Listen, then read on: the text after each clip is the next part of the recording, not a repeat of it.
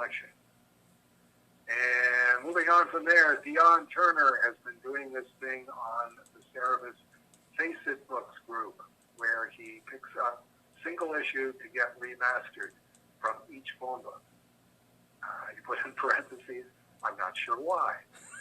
Anyway, he recently posted, well, let me interrupt before we get to his post and say, I think that's a great idea. It's like we're definitely going to do Cerebus number 1 and number 2, God willing, through Waverly Press. But I've been thinking along those same lines. We're probably not going to get too far past issue 2. We'll see how the revenues are, and then we're going to have to get tricky about it. And definitely we want Turtles number 8 in there somewhere. But the first thing that I thought of was a facsimile Cerebus number 186. And we would pitch it as the most controversial comic book ever published. Ever. And this is an exact facsimile of that comic book. And have everybody paying whatever, $20 or $30 for each of them, and getting them in and reading them and going, I don't get it. What's controversial about this? This is what you destroyed this man's career over? What are you people insane? And it's like, I think we have to agree, or I will at least suggest that at this point in time, that's a rhetorical question. But yeah, that puts a smile on my face anytime I think of doing an exact facsimile of Cerebus 186. Anyway, he recently posted, back to our regularly scheduled pick for the hashtag Fantasy Cerebus Remastered League, issue 166 for women. Great classic cover, thank you. I could have sold that cover a bunch of times over. Inside we have some awesome spreads of dreams. In parentheses, I'm a sucker for any of the dream issues, close parentheses.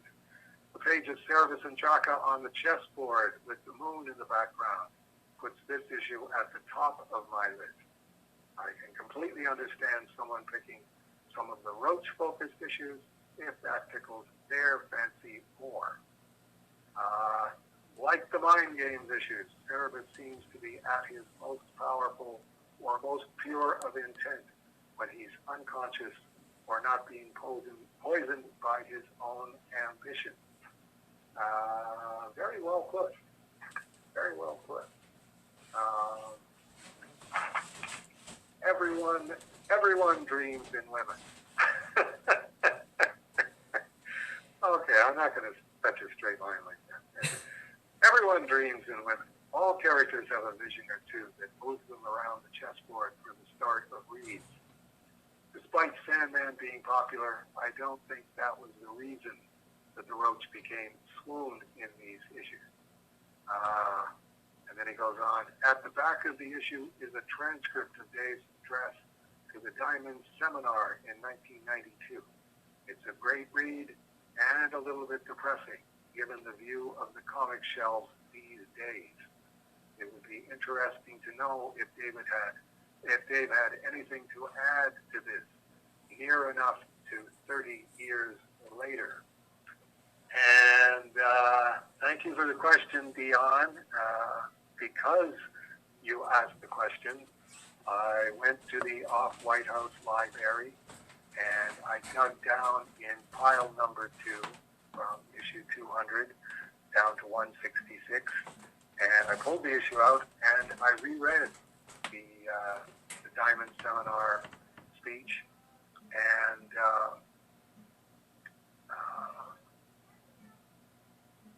jotted down a few notes here.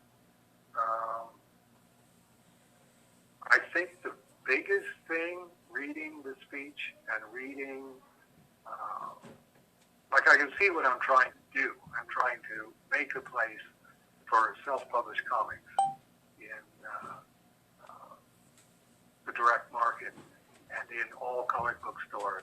I'm talking to, I don't know how many people, probably 1,500 retailers at the Diamond Seminar doing the speech. And I think that if I could go back in time and explain to myself what the internet is and what websites are and what eBay is and what Kickstarter is, you think, I would be saying to myself, you think that you have to do all of this on your own because you're the only person at this linchpin position between the retailers and the publishers and the distributors and the fans and the comic book stores. And you have this overwhelming sense that if not me, who? If not now, when? This is a brief window of opportunity. If this closes, then it's going to be the same as the little that the Beatles and the Rolling Stones did to make the rock and roll field, pop music, more compatible for artists than it was, to make room for the Beatles who were at the Star Club in Hamburg, instead of going, there's just, piles and piles of money all over the place, so no problem for anyone. It's like, no, you can't take that attitude. You've got to go, what do we do to build a firewall between what the business side can do and what it can't do, and make sure that they don't encroach on the creators. As I say, because I didn't know about the internet, websites, and eBay, and Kickstarter, and stuff like that, this wasn't the make or break point that I thought it was. That we have Diamond in Cap City, and unless we make a place for self-publishing here and get the retailers thinking about this, that's going to be it. And I will just be this weird exception, and Richard and Wendy will be a weird exception. Turtles will be a weird exception.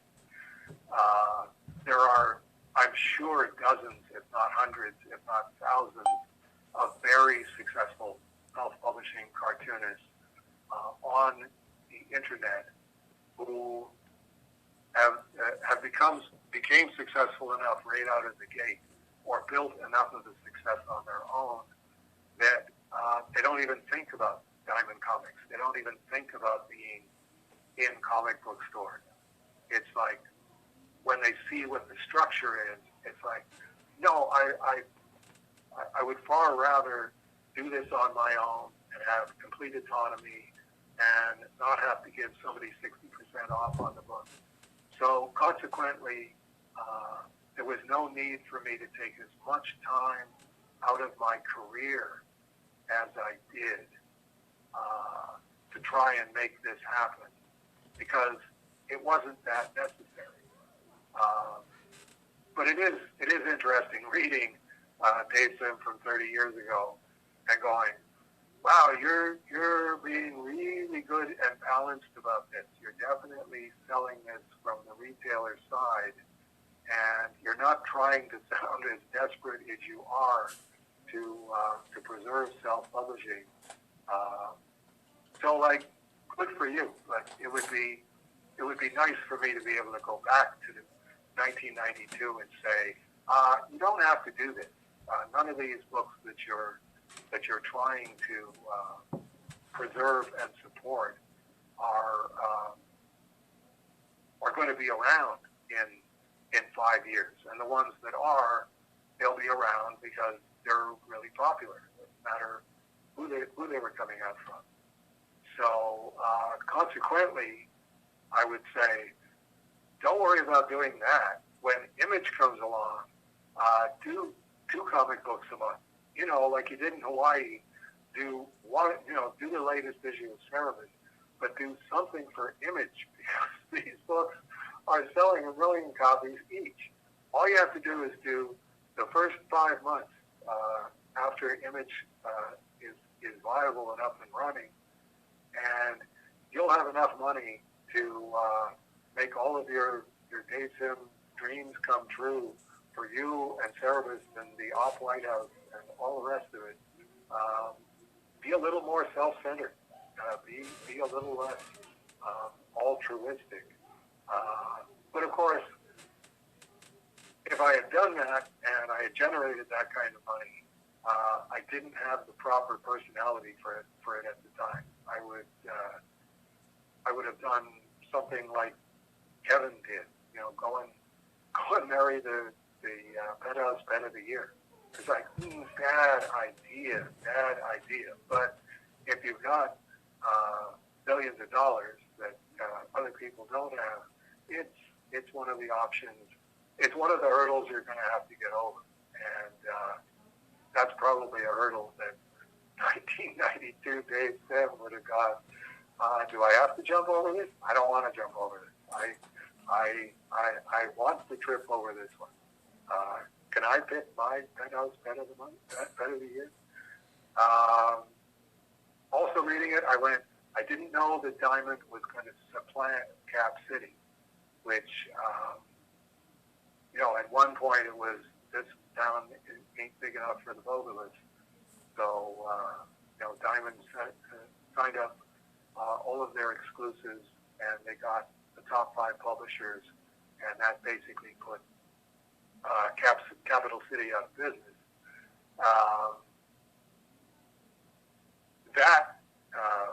When that was happening, it was like, this situation is even more desperate than I thought it was. And it's like, no, it wasn't desperate at all. The universe was unfolding as it should. Diamond, having all of the direct market business, actually streamlined things to a great extent, and still makes them the most viable way to distribute virtually all English language comic books, to the extent that they don't have to worry about, well, what about the hundreds of self-publishers who are out there who aren't even going to come to us because they've got this viable online business? It's like, that sorted itself out perfectly, and Dave Sim is sort of on the 50-yard line thinking, I have to do something here because I'm the only one that can do something about this. And it's like, no, you'll look back and say, didn't know what was going to happen up ahead. And I also, looking at it, I was going, I have to use my cachet, and I have to be always thinking of the cachet, not just the creative cachet or the business cachet, but the cachet with the retailers and the cachet with the fans and with the distributors and with the warehouse people. So I have to stay focused on that. I didn't know that the comic book feminists were going to cancel me in 2 years. And that changed everything. It's like, don't worry about your cachet. You won't have any. And once it goes away, it's never coming back. So it was interesting from that standpoint. I think probably one of the most valuable things I was saying in the speech was that the retailer's life is always composed of comic books now and comic books 2 months from now. The comic books that they're ordering and the comic books that they're putting on the shelf. And it's very hard to talk to this is a note I wrote down, it's hard to talk to a flowing river, which is what I was trying to do. Yes, it is always now, and it is always 2 months from now for you guys. But now is going to be a month from now, and two months from now is going to be 3 months from now, and consequently, very little of what I said would have stuck with them. Apart from, yes, we do want to make room for variety in our stores. The retailers ended up taking care of that themselves. When we got to what I was describing in the speech, absolute now, where the hits and misses were no longer a percentage of hits and a percentage of misses. The hits and misses became hits, sort of misses on everything, and lottery tickets. Like the hits were so infrequent that you were having to buy 100 comic books in order to make sure that you had that comic book that everybody was going to want, that you had no idea when you ordered it, everybody was going to want. When they hit that point, and after that point, because they have to keep going, it's a flowing river, that was when they came up with, okay, the problem is racking. I can't rack every comic book that I'm ordering. Here's previews. We will sell you previews. If there's any comic book in there that you want, you let me know by this date, and I will get you one of them. And that became the decision in the store, which is a very, very sensible solution to say, I will get you any comic book that you want, but if you're just coming in shopping, just looking at what's on the racks, which I think is what Dion, you're describing as depressing, is, well, yeah, because these are the most popular comic books. These are the ones that there's a lottery ticket in there somewhere. The rest of them are going to be sell half, sell 3/4, sell a quarter, and then have to blow out the rest in a 50-cent box or whatever. That's not going to, as somebody with esoteric adult taste, that's not something that you're going to be seeing just dropping into the comic book store and scanning the racks. It's the same experience that Blockbuster Video got to, where, hey, let's go down and rent a movie. Okay, go down and rent a movie. Here's a giant wall full of movies. Here's racks and racks and racks of movies. All movies that I have no interest in seeing. I have no patience to look through here and try and find a movie that I do want to see. So instead of renting a movie tonight, let's go and do something else. So that's my reaction to the speech 30 years later.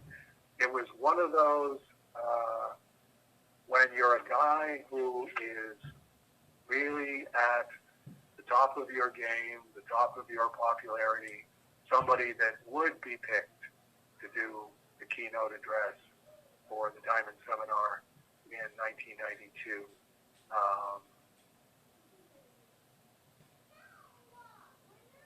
There's a bad mix of egotism in there, where you think 1982 is the make or break time for the direct market. It's like, there's been like a dozen make or break times since then, and they've all muddled along without you. Stop thinking that you're that important. When I got to the end of the speech, and I said, Martin Wagner was doing Hepcats at the time, Colleen Doran, who was doing A Distant Soil, and I look forward to seeing you in the exhibit room. And I thought, all right, Diamond Seminar 1992, where it was Martin and I had done the Cap City show, doing a jam print. Me and Martin, we both sign it and do a little head sketch on it. And it's like, okay, let's bring Colleen in on this. It's like, it worked really good with just the two of us. Let's see how it works with three of us doing a jam print, which, we maxed out at 5. it was interesting because, you know, we're sitting there and glad-handing the retailers, getting business cards, and signing our art print, personalizing it to them, and basically occupying a good number of the retailers who are all lined up to get one of these. Then it's the end of whatever day it was. I'm sure it was Saturday night or Friday night. And, okay, what's on the schedule? And it's like the Diamond Gemmy Award. And it's like, wow, okay, well, let me see. Here's all the nominees. Okay, I'm not nominated for anything. You're not nominated for anything. You're not nominated for anything. Let's go out for a nice dinner someplace. It's Baltimore. We'll go out for some great seafood somewhere. And along with Colleen, Doran's mother, who is a wonderful woman. And it was like, okay, this will be an experience because Martin has just met Colleen, and now he's going to have dinner with her. It's like Martin, his food kept falling out of his mouth because it was just like hanging open, listening to Colleen, because once she gets going, she gets going. But it's like, okay, well, we're all self-publishers, so we all have to get used to each other here. And we had this wonderful dinner, and then came back when the Gemmy Awards were letting out. And it's like somebody from Diamond came running up and went, "Here you are. Where have you been?" And it's like, we went out for dinner. Why? And it's like, they gave you a Gemmy Award. You got the Small Press Pioneer Gemmy Award, and Steve Jeffy's up on stage and going, "Dave Sim, come on up here." And of course, everybody's all jazzed up from my speech. So it's like giant standing ovation waiting for Dave Sim. And Dave Sim's out for dinner with Martin Wagner and Colleen Doran. And somebody told me, they got the spotlight sweeping around trying to figure out, where's Dave Sim? Dave Sim's going to stand up. And somebody comes in from the back corner, and a giant roar comes up from the crowd, and there he is, and it's like, no, it's just a waiter, and he's going, "Oh, it's not me, it's not me." And it's like, well, there you go. I have never been anywhere where I won an award, and there was my chance to be there to get my award, and I just looked down the whole list and went, well, I'm not nominated for anything. Let's just go out to dinner somewhere. And there you go. And you haven't missed an award show since, but you haven't won an award since. That's right. It's one of those. It's God's whoopee cushion. It's like anytime you go there, you're not going to win. Anytime you don't go, you are going to win. And it's like, okay, well, I'm not playing this idiot game anymore. This was interesting. This